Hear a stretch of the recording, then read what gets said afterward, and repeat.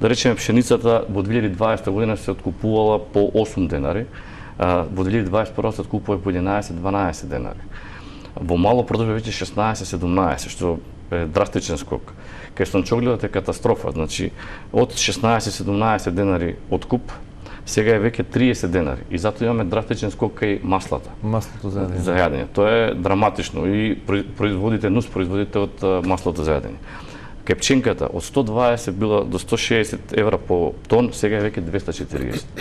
И во таа спирала Скоро двојно. скоро двојно. И на крај, за сето да се произведе храната, не треба вештачки ѓубрива. Кај вештачките ѓубрива тон е од 200 до 250 евра, денеска е 650 евра.